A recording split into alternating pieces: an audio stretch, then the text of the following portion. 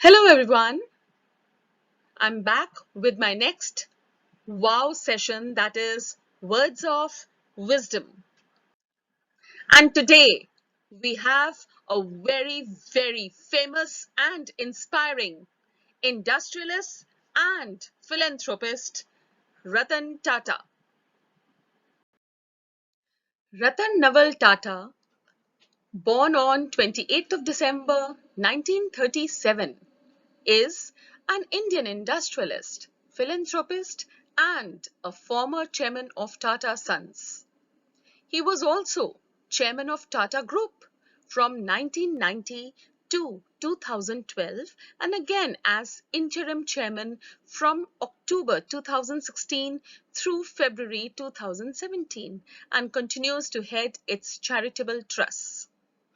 He is the recipient of two of the highest civilian awards of India, the Padma Vibhushan that he received in 2008 and Padma Bhushan that he received in the year 2000. We can see wonderful pictures. We have many more if we Google it of he receiving different honors and different awards, and the list is really endless.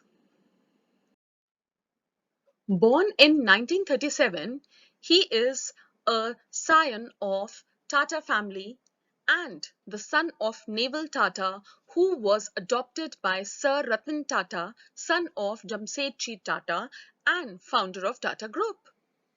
He is an alumnus of Cornell University College of Architecture and Harvard Business School through the Advanced Management program that he completed in 1975.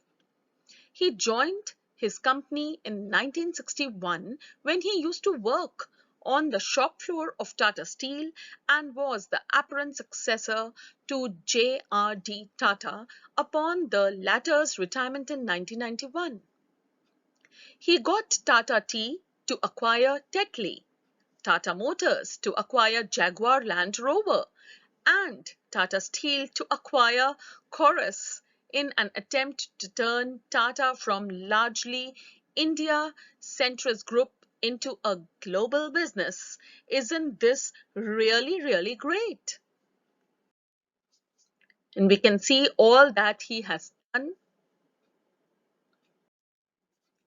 Promoted to management during the 1970s, he then endured trial by ordeal and was able to turn group company National Radio and Electronics, that is Nelco, around, only to see it collapse during an economic slowdown. In 1991, J.R.D. Tata stepped down as chairman of Tata Sons, naming him his successor. When he settled down into the new role, he faced stiff resistance from many companies' heads, some of whom had spent decades in their respective companies and rose to become very powerful and influential due to the freedom to operate under J.R.D. Tata. He began replacing them by setting a retirement age and then made individual companies report operationally to the group office and made each contribute some of their profit to build and use the Tata Group brand. Innovation was given priority and younger talent was infused and given responsibilities. Under his stewardship, overlapping operations in group companies were streamlined into a synergized whole, with the Salt to Software Group exiting unrelated businesses to take on globalization. We can see a wonderful picture of this handsome Ratan Tata. During the 21 years he led the Tata Group, revenues grew over 40 times and profit over 50 times, where sales of the group as a whole overwhelmingly came from commodities when he took over. The majority sales came from brands when he exited. He boldly got Tata Tea to acquire Tetley, Tata Motors to acquire Jaguar Land Rover, and Tata Steel to acquire Chorus. All this turned Tata from a largely India-centric group into global business with over 65% revenues coming from the operations and sales in over 100 countries. He conceptualized the Tata Nano car. In 2015, he explained in an interview for the Harvard Business School's Creating Emerging Markets projects, the development of Tata Nano was significant because it helped put cars at a price point within reach of the average Indian consumer. Here we have a wonderful picture during the program of Hall of Fame Awards 2020, where we can see Mr. Murthy touching the feet of Ratan Tata. Mr. Murthy is the husband of Sudha Murthy that we have already known about. We have read about a lot about her, and even in one of my vow sessions. Tata is a supporter of education, medicine, and rural development and considered a leading philanthropist in India. Tata supported University of New South Wales Faculty of Engineering to develop capacitive deionization to provide improved water for challenged areas. He is known as a man of ethics and true social server. What he says is philanthropy in its true sense is not personal. It is humanity based.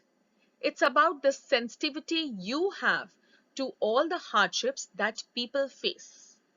The person who is sensitive towards the hardships that people are facing, only that person can be a philanthropist and can do for them, help them, and be human.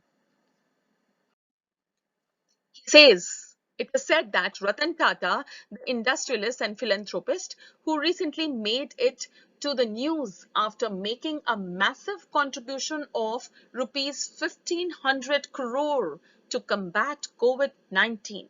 Isn't this really great? 1500 crore.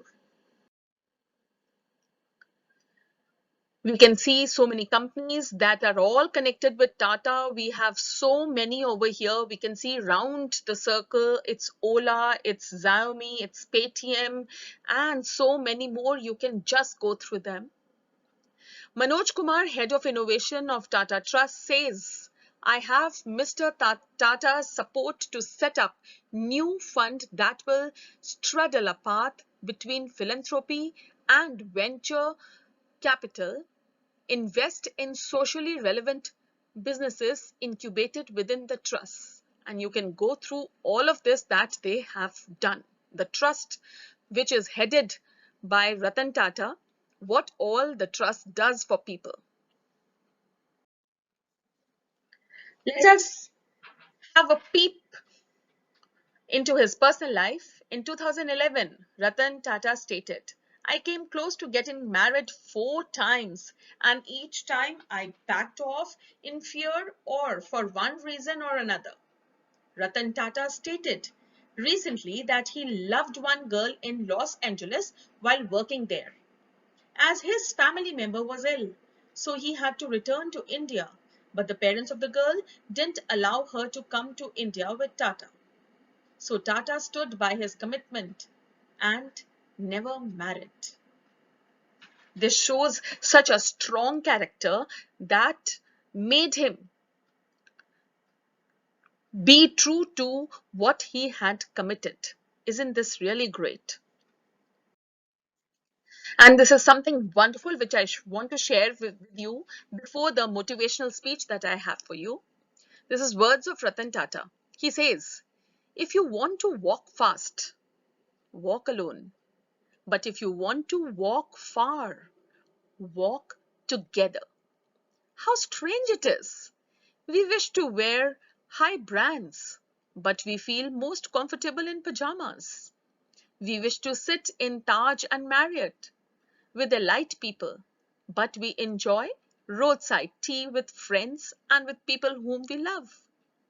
We wish to own big cars and go on long drives. Yet we talk our heart out only while walking down a long road. We have 64 GB iPods filled with songs. But sometimes a song on the radio brings a smile that can't be compared. And this is one of the best motivational speech that I have for you by Ratan Tata. Let us see what all he says. And this is really, really motivational. Let us get motivated. He says, heard people say this can't be done. It's your job to remove those myths and to get things done. In many ways, we have been critical of and saddened by what has and or not has happened in our country. To a great extent, this has been a function of we can't do this or it can't be done. Do not grow with a view that something can't be done and so should not be done. You, in the years ahead, are going to be leaders of this country and shaping the destiny of this country. You look at the world around you, where ideas were born, where individuals started in garages. Where did Microsoft? Where did Apple? Where did Amazon? Where did Google? Where did Facebook come from? They came from ideas where people felt something could be done. Technologies that don't require billions of dollars to establish, they don't require 100 acres to build. Enterprises that are built on innovation that is in your mind, non-traditional, untried, and sometimes risky, that make a big, big difference in the world of tomorrow. If you speak or sit next to a Nobel laureate, he never tells you that he won a Nobel Prize. Other people tell you. So let humility be your best defense. They came from ideas that people felt something could be done and that they could make a difference.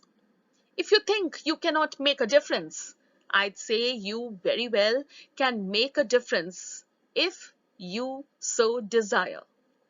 And you shouldn't merely consider yourself successful based on the prosperity you gain for yourself, but you should go home at night feeling satisfied if you have made a difference.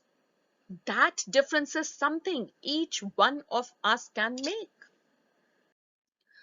We will have failures, we will have frustrations, but it is the continued commitment that we have to the world around us. My enthusiasm in the new India tomorrow continues to be there. I continue to feel the need to support enterprising young Indian engineers and scientists. And all of us should be very pleased to play this role and need to support this because all of us should be keen to unleash the Indian tiger. We haven't done that as yet. So let us all put our hearts and souls behind with the fact that this is going to be the new India of tomorrow. So very motivational. So we should never think that we cannot do things or something can't be done. Start working and make a difference. I have only four quotations for you. Ratan Tata has spoken so much, such words of wisdom. Google his quotations and you will really get inspired. Let us read the ones I have for you here. Don't be serious. Enjoy life as it comes. So if you are working hard, enjoy. Don't, be serious or feel that life is a burden or something that you have to do is a burden. Enjoy it. None can destroy iron, but its own rust can. Likewise, none can destroy a person, but its own mindset can. So change the way your mind thinks. There are many things that if I have to relive, maybe I will do it another way. But I would not like to look back and think what I have not been able to do. So you should do whatever you want to do. Take the stones people throw at you and use them to build a monument. So never get disheartened by the people. Always a critic will always be with you, and appreciate the presence of a critic, because the number of stones he throws, you can collect them and make a monument of yours. I hope you really like this session. We'll meet you next Wednesday with someone who motivates everybody globally. I hope you all must have subscribed my channel, and if you have still not subscribed, please press the subscribe button and the bell icon for the latest notifications. Do take good care of yourself. We'll meet next. Till then, stay happy, healthy, and motivated.